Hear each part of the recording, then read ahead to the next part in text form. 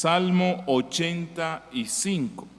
La palabra del Señor dice: al músico principal, salmo para los hijos de Coré. Fuiste propicio a tu tierra, oh Jehová, volviste la cautividad de Jacob. Perdonaste la iniquidad de tu pueblo, todos los pecados de ellos cubriste, Selah. Reprimiste todo tu enojo, te apartaste del ardor de tu ira. Restáuranos, oh Dios de nuestra salvación, y haz cesar tu ira de sobre nosotros. ¿Estarás enojado contra nosotros para siempre? ¿Extenderás tu ira de generación en generación? ¿No volverás a darnos vida para que tu pueblo se regocije en ti? Muéstranos, oh Jehová, tu misericordia, y danos tu salvación. Escucharé lo que hablará Jehová Dios, porque hablará paz a su pueblo y a sus santos, para que no se vuelvan a la locura. Ciertamente cercana está su salvación a los que le temen, para que habite la gloria en nuestra tierra.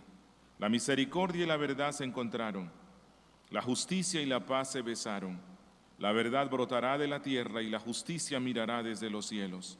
Jehová dará también el bien y nuestra tierra dará su fruto.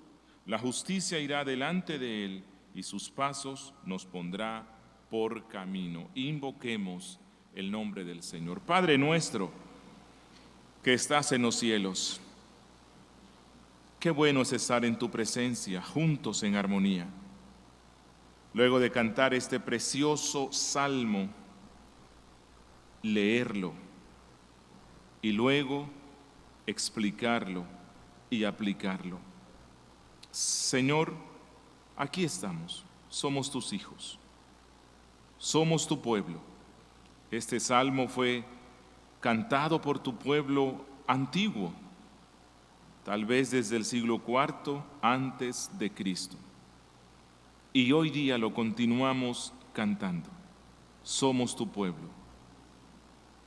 Y en ocasiones, oh Dios, necesitamos orar con este salmo, al recordar tus misericordias y a suplicarte por un avivamiento en nuestras vidas. Yo te ruego que nos hables hoy, que nos bendigas y nos lleves a orar cada vez más bíblicamente en Cristo Jesús. Amén. Mis hermanos, pueden sentarse. Como ustedes se percatan aquí en el Salmo 85, pareciera ser que el contexto es la historia del pueblo de Israel, probablemente luego de la diáspora, probablemente. Luego, cuando Dios envía sus juicios, envía a Nabucodonosor, destruye la ciudad santa, el templo santo, y es algo que hemos visto en los salmos recientes. Dios en su gran misericordia, luego de castigarlos por haberse rebelado contra su ley santa, les permite que vuelvan a su tierra, que vuelvan a la tierra prometida, que vuelvan a Judá. Pero al regresar a la tierra se encuentran con varias dificultades. En realidad la restauración en todos los sentidos va a ser algo difícil, y especialmente la restauración espiritual del pueblo de Judá. ¿Cuál es la esperanza entonces que ellos desarrollan? ¿Dónde entonces ponen ellos toda esperanza? Y como ya hemos visto en todos los salmos, la única esperanza que ellos tienen es levantar los ojos al cielo y esperar en el Dios que los liberó primariamente de la esclavitud egipcia y recientemente de la diáspora babilónica. Por lo tanto, este es un salmo que invita al creyente, cuando es consciente de su pecado y entra en un declive espiritual y se enfría espiritualmente y experimenta las dolorosas consecuencias de su pecado, este salmo nos invita o nos indica cómo experimentar de nuevo el gozo de la comunión con Dios. Y vamos a ver cómo el salmista empieza su oración recordando las grandes liberaciones que le dio Dios, y luego entonces suplica para que Dios le conceda un avivamiento. Es decir, que la clave para recuperarnos en nuestra vida espiritual cuando hemos entrado en declive es regresar la mirada al gran acto de liberación que Dios hizo en nuestras vidas, y eso es la cruz de Cristo. La cruz de Cristo. Y entonces vamos a encontrar la gracia salvadora que nos lleva a la reconciliación, que nos lleva al perdón, que nos lleva a la limpieza, a la restauración y avivamiento. Avivamiento que necesitamos de tanto en tanto. Así que este es eminentemente un salmo cristológico, como lo vamos a estar viendo. Hoy vamos a estar estudiando anhelo por un avivamiento. Anhelo por un avivamiento, y nos vamos a concentrar en 4 pensamientos centrales que desarrolla aquí el salmista. Versículos 1 al 3, la fuente del avivamiento anhelado. Versículos 4 al 7, la súplica por el avivamiento anhelado. Versículos 8 y 9, actitud para el avivamiento anhelado. Y versículos 10 al 13, la abundancia del avivamiento anhelado. Así que empecemos con la primera parte de la oración del salmista, la fuente del avivamiento. Miren lo que dice versos 1 al 3. Fuiste propicio a tu tierra, oh Jehová, volviste la cautividad de Jacob, perdonaste la iniquidad de tu pueblo, todos los pecados de ellos cubriste, reprimiste todo tu enojo, te apartaste del ardor de tu ira. Entonces, como pueden darse cuenta, el salmista empieza su ruego, como lo hemos visto ya en muchos salmos, recordando las misericordias divinas, recordando a su conciencia, a su alma, a quien eleva él su ruego. Y recordemos que Cristo, cuando instruyó a su pueblo en cómo debían orar, él dijo que empezáramos siempre diciendo que Padre nuestro. Y cuando decimos Padre nuestro, estamos recordando que Dios es misericordioso. No es sino por su gracia y su misericordia que uno puede llamarlo nuestro Padre. Y cuando decimos Padre nuestro, estamos recordando especialmente que llegamos a ser hijos de Él, porque Dios nos rescató de la esclavitud egipcia. Él nos libertó de la esclavitud de Satanás, así como hizo con el pueblo antiguo. Posiblemente cuando se escribe esta canción, el pueblo está recordando que recientemente Dios había castigado a este pueblo a causa de alejarse cada vez más de los principios bíblicos, que aunque Dios le envió profetas una y otra vez, predicadores que desde el púlpito le advertían acerca de continuar con esa senda de alejamiento de la ley santa de nuestro Dios, predicadores que les advertían de las consecuencias de sus pecados, ellos no hicieron caso. Ellos pensaban que estaban jugando, que en realidad las amenazas de la santa ley no se cumplirían, que Dios es tan flexible porque no los había castigado inmediatamente, que Dios no iba a hacer nada hasta que llegó el día en el cual Dios envió a Nabucodonosor. Dios destruyó las ciudades amuralladas por medio de este rey, e incluso Dios permitió que destruyeran el templo.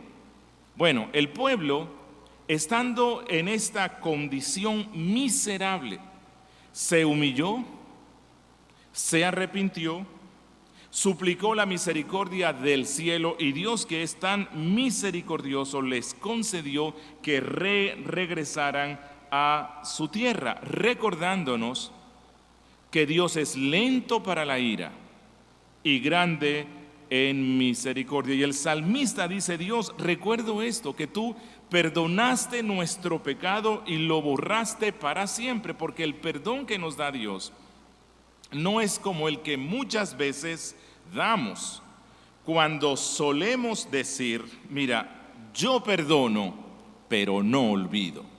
Bueno, eso no pasa con Dios, sino que el salmista dice: gracias Dios, me dirijo a ti para hacerte esta súplica, porque ya tú no te acuerdas más de ese pecado nuestro. Recuerden que Isaías 44:22 dice: Dios dice a su pueblo: yo deshice como una nube tus rebeliones y como niebla tus pecados. Vuélvete a mí, porque yo te redimí. Y en Isaías 43:25 dice: yo soy el que borro tus rebeliones por amor de mí mismo, y no me acordaré de tus pecados. Pregunto, ¿con base en qué Dios perdona los pecados de tal manera que no se acuerda más de ellos? Este es un salmo eminentemente cristológico, porque de la única forma que Dios perdona los pecados de tal manera que no se acuerde más es por la cruz de Cristo. Todos los pecados que perdonó Dios en el Antiguo Testamento fue por la futura muerte del Mesías.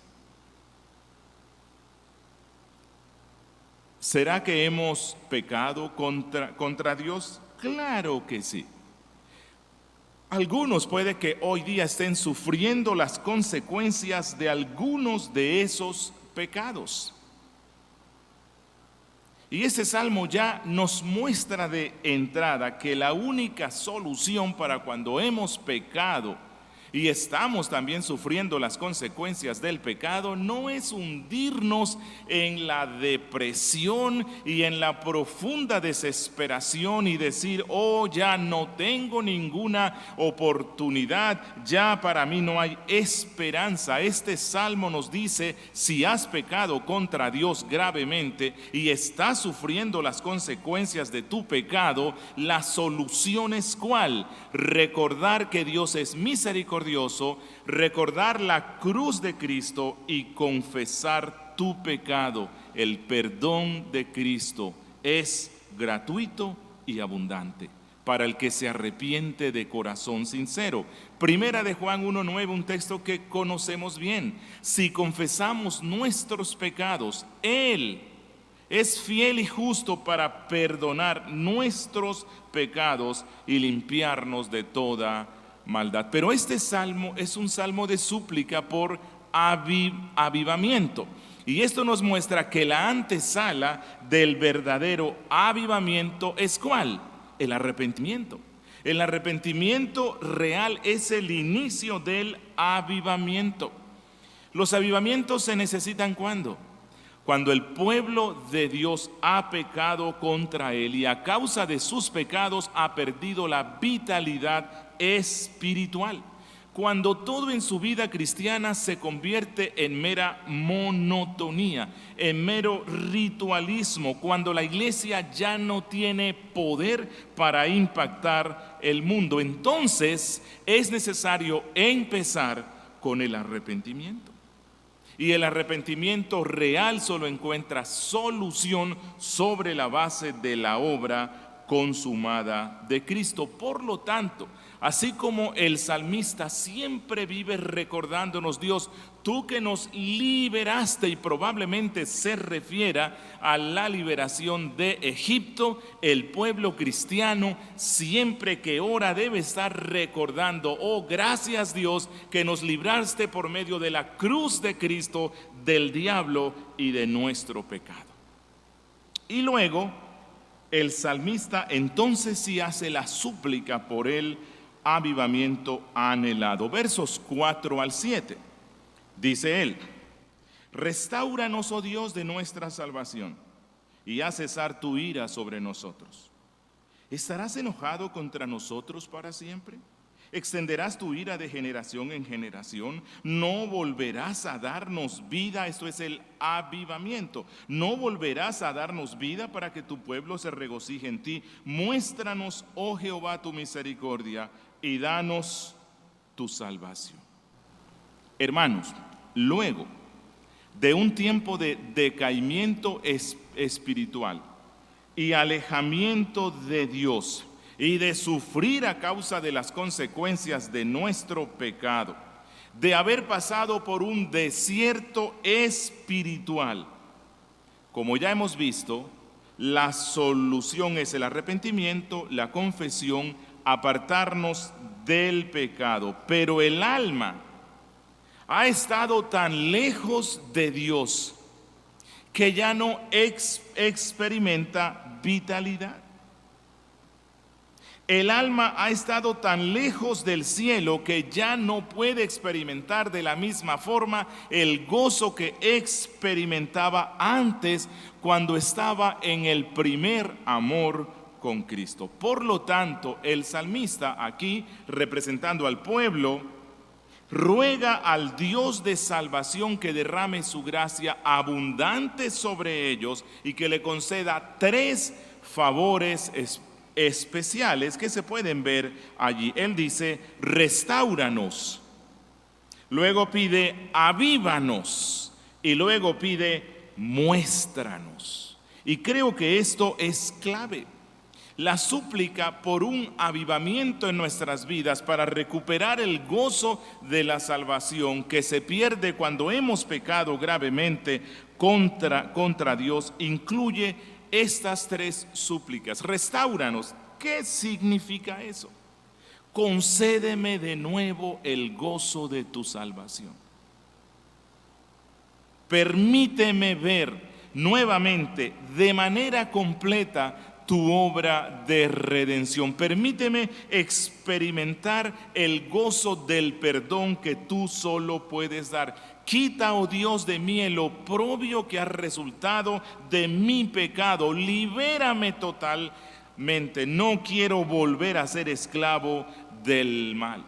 Es como si el salmista le suplicara: oh Dios, tú que eres lento para la ira, tú que eres grande en misericordia, quita los efectos de tu ira sobre mí y derrama inundaciones de tu amor.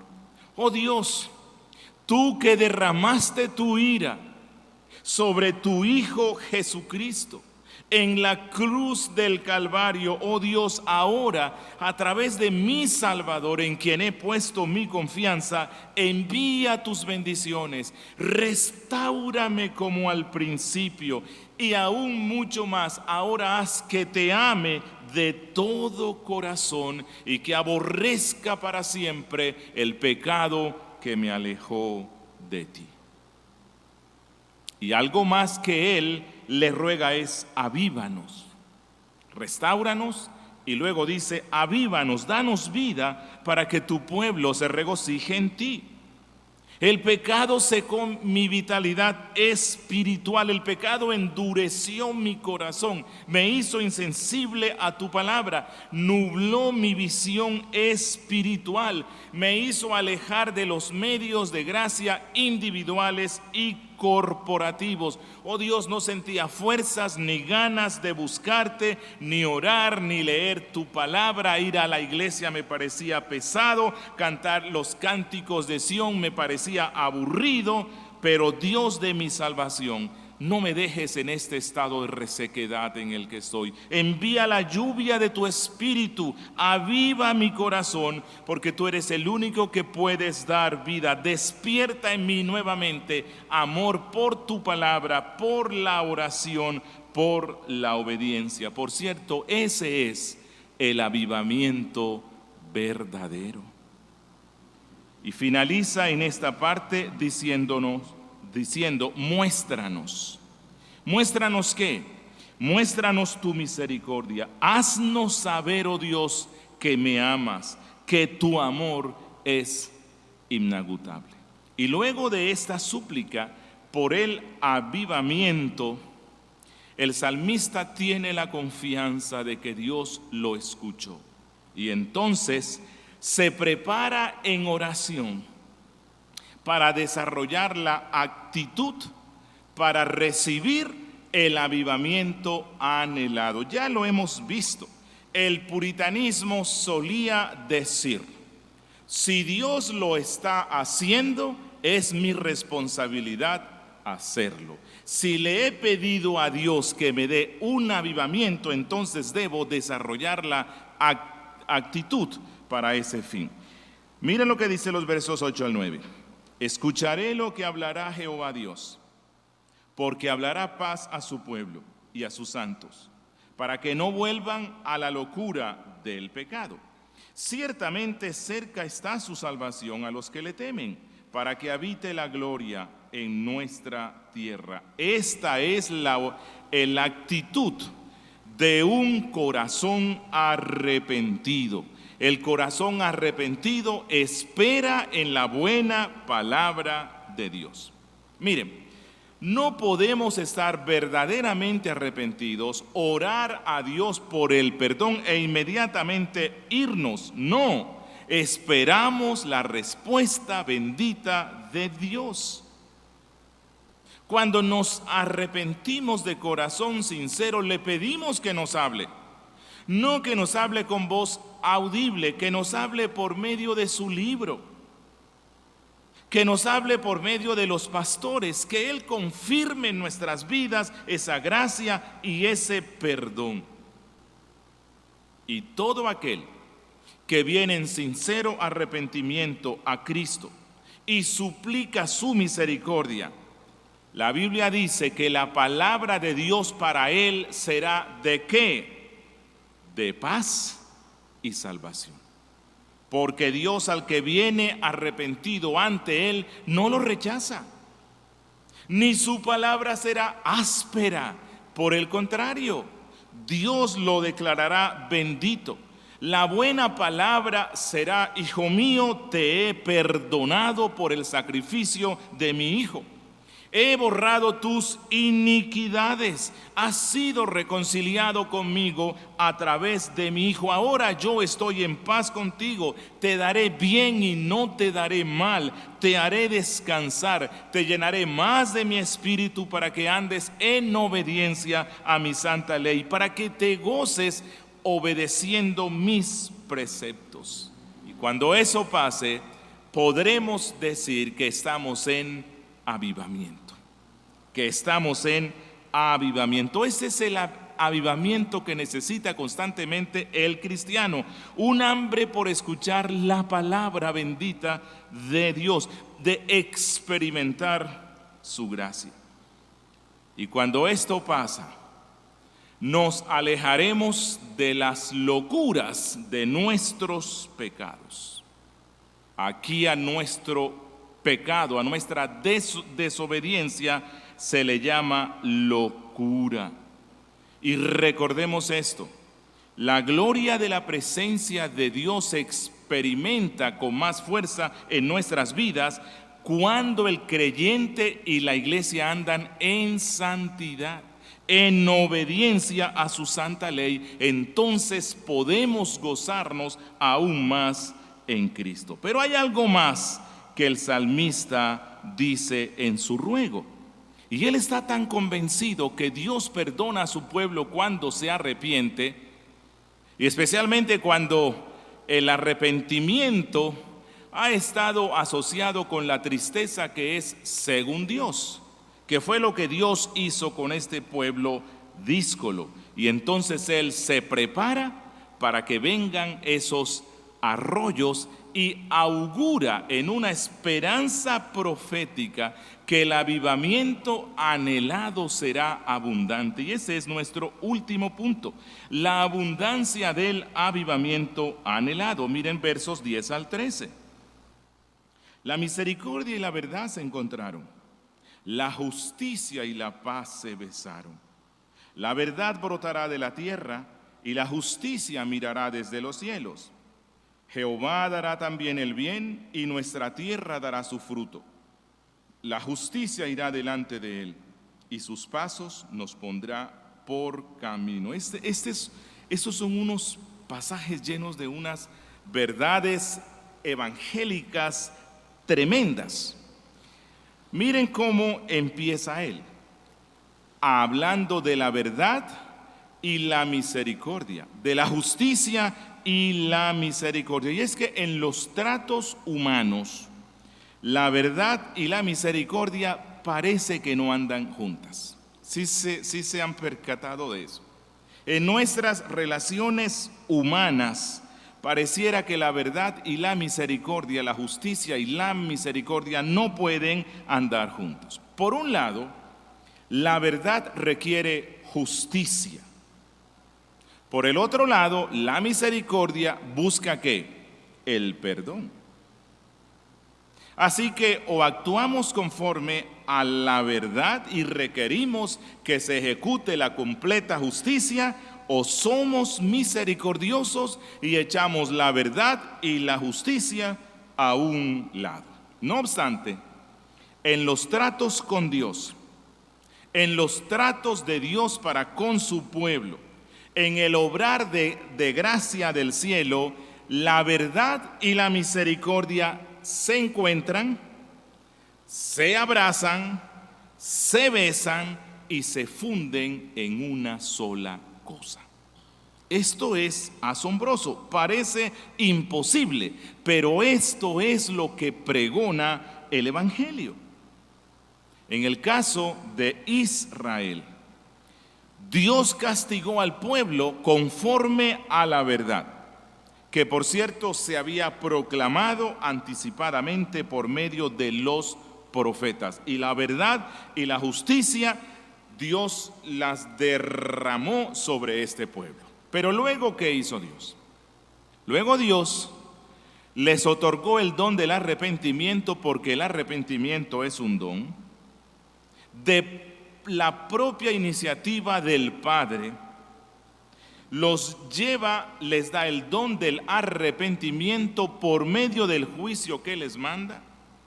Los conduce a la tristeza, que es según Dios la cual nos lleva al arrepentimiento. ¿Con qué fin? Con el fin de darles el perdón, con el fin de conducirlos a experimentar la misericordia del cielo y orar por un avivamiento y darles como resultado de ese ruego la paz y la prosperidad espiritual. Pero, ¿cuál es el lugar especial donde la misericordia y la verdad se besaron? En la cruz. En la cruz de Cristo, la misericordia y la verdad se fusionaron en uno en la cruz del Calvario. Miren esto, en la cruz la verdad exigió la justicia y la muerte y el infierno sobre el sustituto, sobre Cristo. Él era el Cordero de Dios que quitaba el pecado del mundo. Allí la verdad de Dios y su justicia se manifestaron derramando su ira, la ira que debía caer justamente sobre todos aquellos por los cuales murió Cristo en la cruz. Pero a la misma vez, ¿qué brotó de esa cruz? ¿Qué fue lo que brotó de esa cruz? Brotó el manantial inagotable de la misericordia que salva y rescata a millones y a millones de personas en el mundo.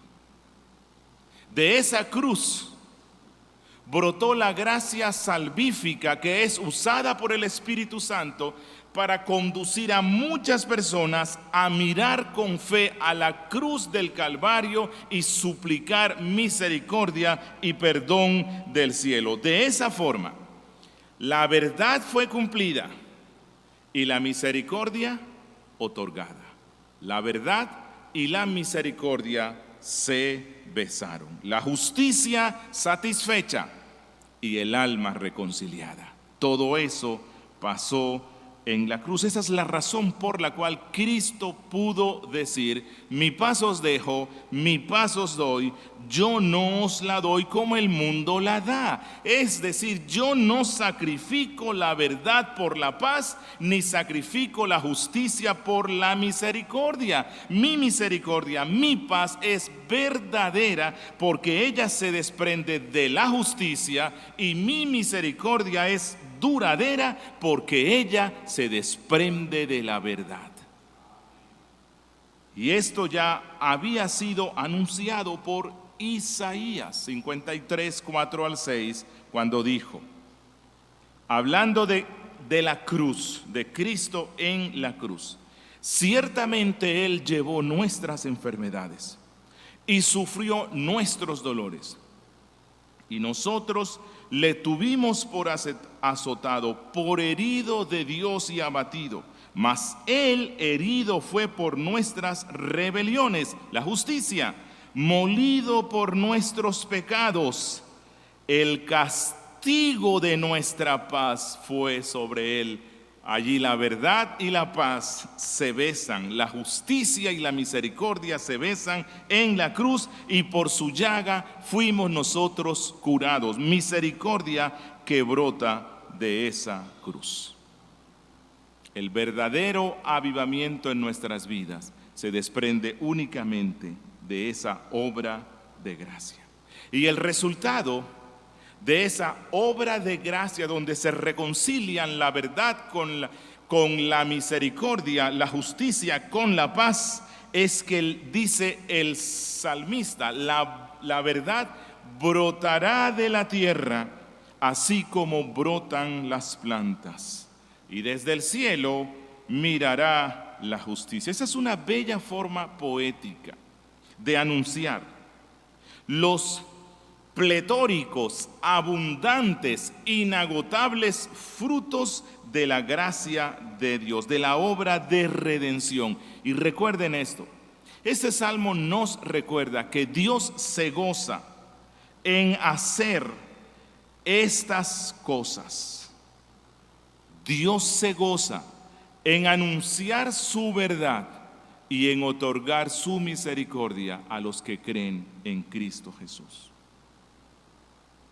La verdad del Evangelio, aquí se nos dice, se proclamará por todas partes, y muchas personas amarán esa palabra, escucharán los mandatos de Cristo, andarán conforme a la verdad. Y el Salmo nos dice que en la era del Evangelio, donde la paz y la verdad se besan, el resultado va a ser que la gloria salvífica de Dios se extenderá por todas partes, que Dios convertirá a muchas personas de todos los pueblos, lenguas y naciones, que el bien surgirá, brotará naturalmente por el Espíritu Santo en los regenerados, que la justicia y la verdad del Evangelio se proclamarán por doquier, y Dios dará un gran avivamiento. ¿Qué es lo que estamos viendo desde el siglo I? Desde el siglo I estamos viendo el cumplimiento de lo que ruega aquí el salmista. Y concluyo con unas aplicaciones.